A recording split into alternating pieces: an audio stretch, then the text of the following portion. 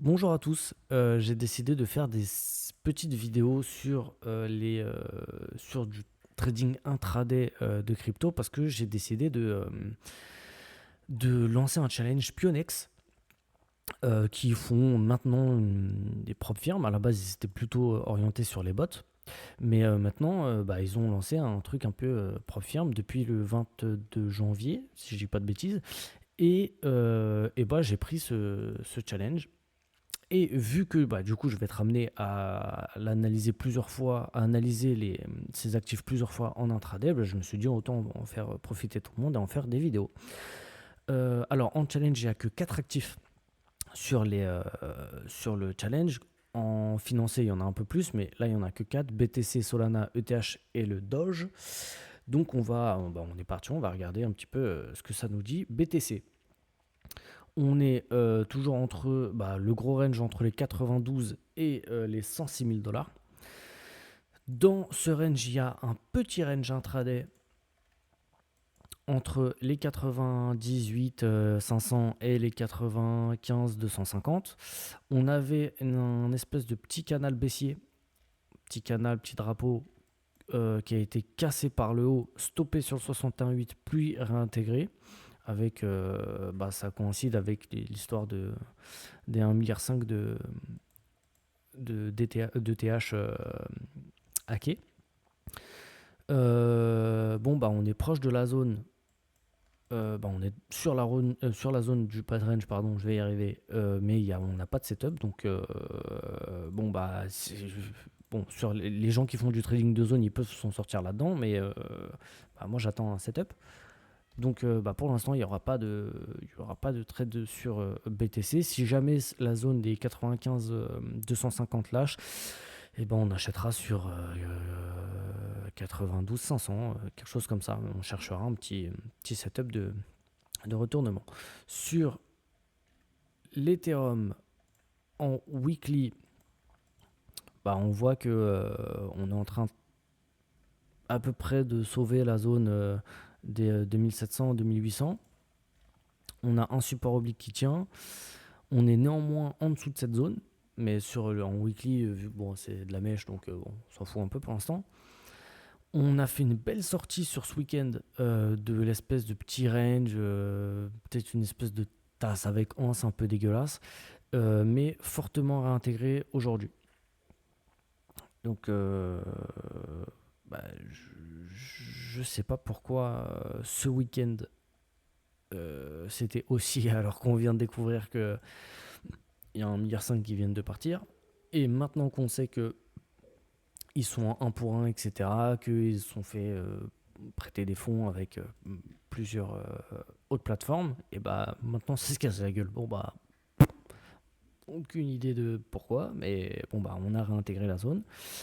On est sur la petite zone des 2680, qui est une espèce de petite zone intraday qui dernièrement a été fortement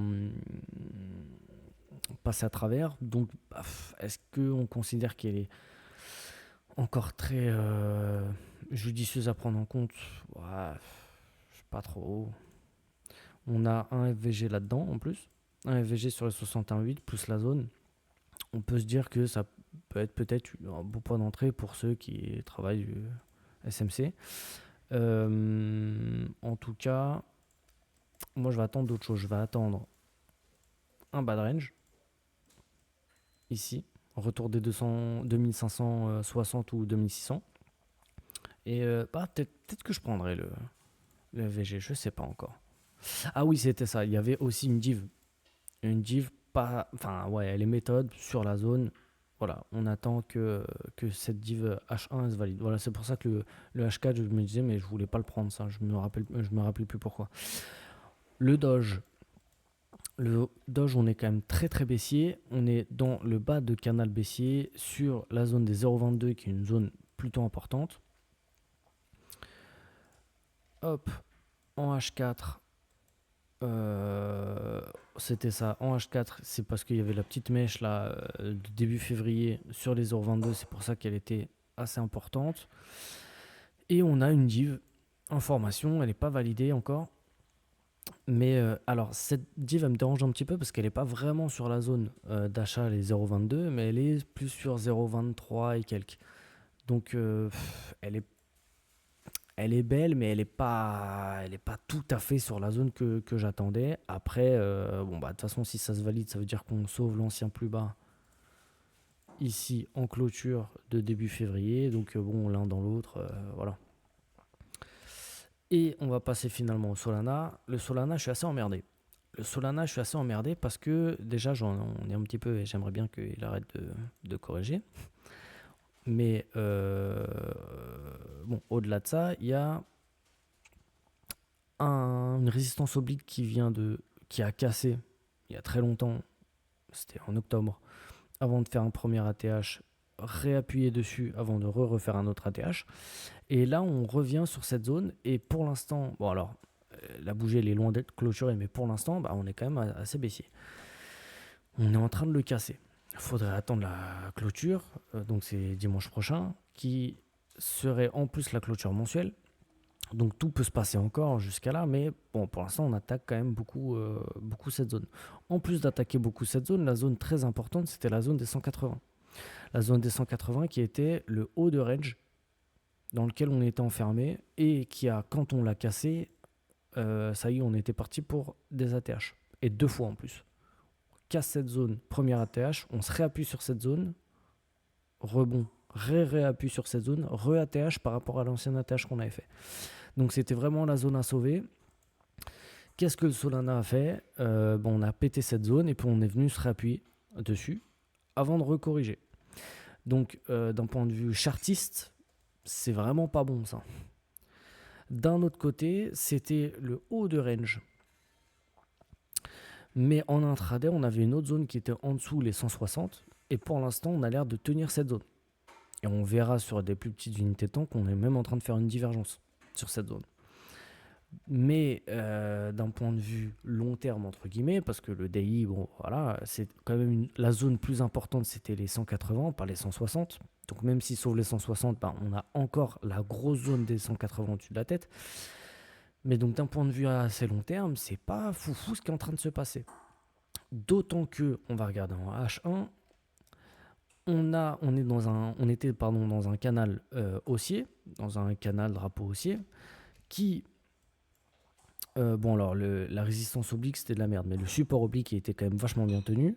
1, 2, 3 et 4 cassures rebond, enfin cassure pullback et hop, donc ça fait quand même 5 points de contact. Et si on reprend ce canal, ce drapeau, on reporte la hauteur, elle arrive, on va mettre en H4 parce que là on voit pas, elle arrive sur les 130, aux alentours des 130, 100. Pourquoi c'est intéressant? Parce que on a cassé réintégré le haut de range des 180 et le bas de range qui a été cassé à ce moment-là, bah, le bas de range c'était 120. Donc on a cassé, réintégré, pullbacké le haut de range. Quoi de plus normal d'aller chercher le bas de range? Et en plus de cet argument-là, bah, on a un drapeau qui nous donne exactement ce prix-là. À peu de choses près. Je pense qu'en plus, j'ai pas pris les bons corps. Ah si, parce que c'était en H1. Ouais, non, c'est bon, ça donne un objectif à 130. Donc, d'un côté, j'ai un élément chartiste qui me dit, statistiquement parlant, il y a quand même beaucoup de chances que ça se retrouve à 130. Et j'ai un autre élément chartiste qui dit, j'ai une zone intraday qui tient et une divergence en H1. Parce que la divergence en H1, elle est en train de se valider là. Elle va sûrement se valider dans 14 minutes, si ça clôture comme ça. Et en daily, quand on revient, bah, c'est quand même une belle petite zone intraday. C'est le truc le plus récent qui s'est passé. Résistance, cassure, pullback, et on revient dessus. Donc je suis assez emmerdé dans le sens où bah, on est un petit peu entre deux eaux, quoi.